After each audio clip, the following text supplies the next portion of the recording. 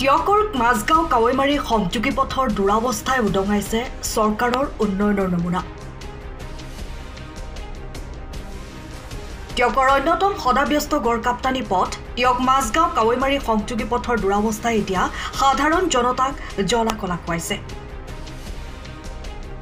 উল্লেখযোগ্য যে প্ৰায় 9 কিলোমিটাৰ দৈৰ্ঘ্যৰ উক্ত পথছোৱা মেৰামতিৰ বাবে আজিৰ পৰা প্ৰায় 3টা বছৰৰ আগতেই বিভাগে আবণ্টন দিছিল যদিও আবণ্টিত ঠিকাদাৰে পথটোৰ ন্যূনতম কাম সামৰিয়েই ৰহস্যজনকভাৱে পথ মেৰামতিৰ কাম সামৰে।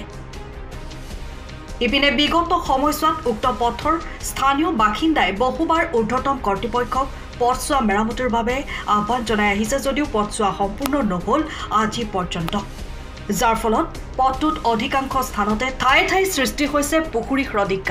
স্কুল কলেজীয়া ছাত্ৰ ছাত্ৰীৰ লগতে পথাচাৰী অহা যোৱাটো যথেষ্ট অসুবিধাত পৰিবলগীয়া হৈছে।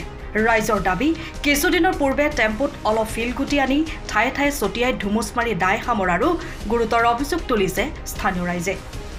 সেয়ে এই বাৰিষাৰ আৰম্ভণিতে পথটো যাতে মেৰামতি কৰি ৰাইজক উপকৃত কৰে তাৰ সুব্যৱস্থা কৰিবলৈ ৰাজ্যৰ মুখ্যমন্ত্ৰীক দাবী জনাইছে এইসকল ৰাইজে। এইটো আজি প্ৰায় 5 বছৰ হ'ল ৰিপেয়াৰিঙৰ নামত একো কাম নহ'ল। বৰ্তমানলৈকে এইটো জীয়া যন্ত্ৰণা আমি ভোগ কৰি আছোঁ, ওচৰ চুবুৰীয়া আৰু লগতে ওচৰ আমাৰ গাঁৱৰ যিমানখিনি আছে বাসিন্দা গোটেই ৰাইজে ইয়াত জীয়া যন্ত্ৰণা ভুগি দিয়ে। অকল এইডোখৰে বুলিয়ে নহয়, গোটেই ৰাস্তাটোৱে এনেকুৱা অৱস্থা বৰ্তমানলৈকে।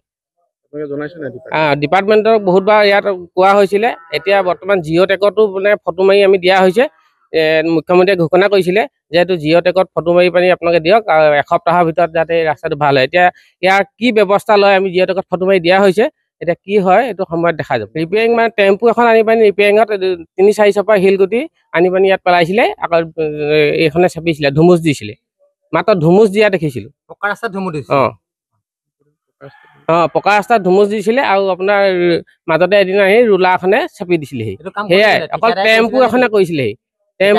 টেম্পুতে অলপমান শিলগুটি আনি পানি ইয়াত টেম্পু আনি পানি ইয়াত পেলাইছিলে। অকল ময়ে নহয়, ইয়াৰ ওচৰ চুবুৰীয়া যিমান মানুহ আছে দেখিছে, তেওঁলোকক সুধিলেও এই কথাটোৰ ওপৰত মানে কথাটো অৱগত কৰিব আপোনালোকক। যথেষ্ট অসুবিধা, মানে এইটো জীয়া যন্ত্ৰণা ভোগ কৰিছোঁ। এচাত বৰষুণতে এনেকুৱা অৱস্থা হৈ যায়। তাৰ পাছত আৰু ক'বলৈ বাকী নাই।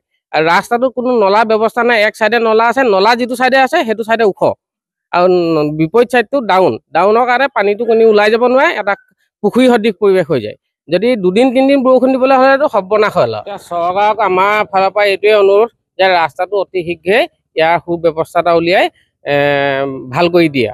টিয়কৰ পৰা বিৰাজ বৰা ৰিপৰ্ট, টাইম অফ চাওঁ। আপুনি ঘৰখনত জাপানী চৌকাত দৰ্জা, খিৰিকী, গ্ৰিল, গেট আদি লগাব বিচাৰে নেকি, যিবোৰ দীৰ্ঘদিন অটুট থাকিব? তেন্তে পলম নকৰিব, আমাৰ বিপণীলৈ আহক। যোৰহাটৰ একমাত্ৰ আমাৰ বিপণীত এনে উন্নত সামগ্ৰী উপলব্ধ। এই মেচিনটোৱে বেণ্ড কৰা হয়, দৰ্জা, চৌকাত আৰু উইণ্ডো বনোৱা হয়।